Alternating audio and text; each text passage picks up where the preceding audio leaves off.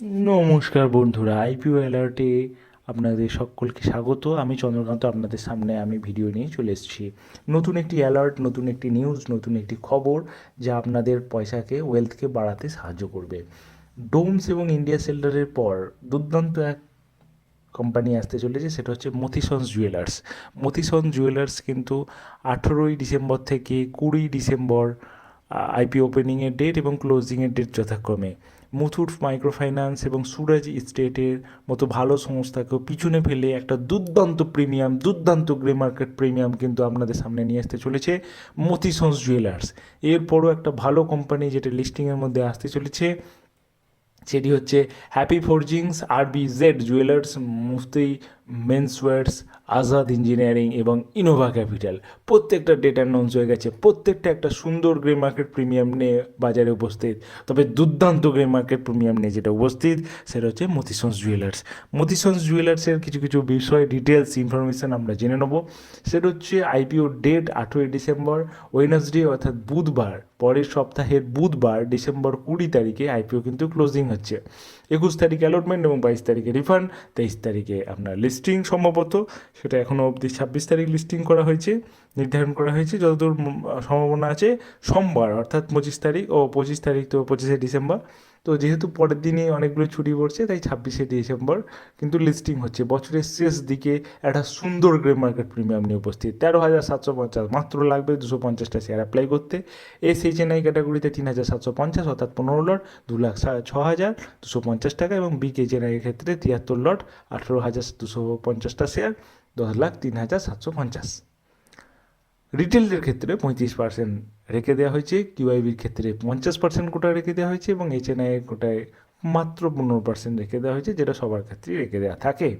এছাড়া year on ইয়ারের profit এবং প্রফিট আফটার ট্যাক্স নিয়ে যেটা আলোচনা করব, সেটা হচ্ছে 21 সালে যেখানে 9 কোটি, সেখানে 23 সালে 22 কোটি, অর্থাৎ 9 × 2 = 18।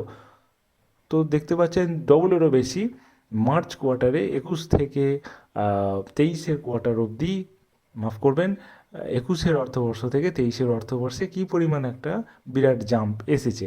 টোটাল বরোয়িংয়ের ক্ষেত্রে অর্থাৎ ধার দেনার ক্ষেত্রে 141 কোটি টাকা থেকে 164 কোটি টাকা, অর্থাৎ খুব একটা বাড়েনি, প্লাস স্টেবল রেখে একটা বিরাট পরিমাণ প্রফিট আফটার ট্যাক্স এবং রেভিনিউ বাড়িয়েছে, অ্যাসেটসের পরিমাণ বাড়িয়েছে, এবং যে প্রাইজে আনছে সেটা কিন্তু একটা দুর্দান্ত। আপনারা কি ফ্যাক্টর হিসেবে পোস্ট মার্কেট ক্যাপিটাল, আরওই এবং ডেট ইকুইটি রেশিও আপনারা কিন্তু ভিডিও পজ করে দেখে নিতে পারেন।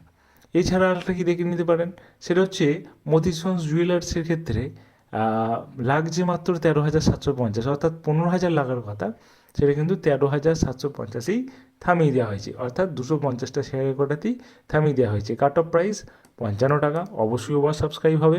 গ্রে মার্কেট প্রিমিয়াম কি কথা বলছে? গ্রে মার্কেট প্রিমিয়াম কথা বলছে প্রায় 190%, অর্থাৎ যেটা বলছিলাম মাত্র 55 টাকা দাম, এস্টিমেটেড লিস্টিং প্রাইস, মানে লিস্টিংয়ের দিন 160 টাকা হয়ে যাবে বলছে।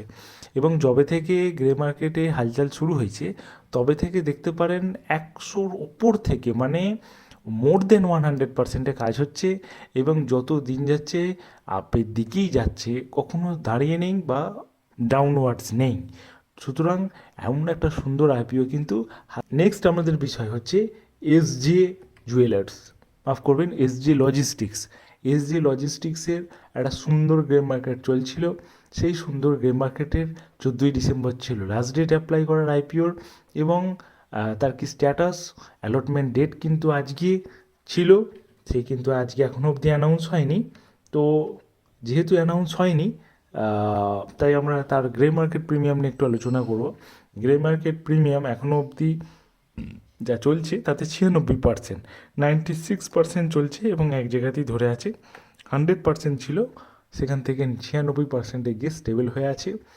অ্যালটমেন্ট হলে দেখা যাবে গ্রে মার্কেটে কিছু নতুন হালচাল হয় কি না। ভালো থাকবেন, ভালো রাখবেন, সঙ্গে থাকবেন, আইপিও অ্যালার্টের সঙ্গে জুড়ে থাকবেন। ধন্যবাদ।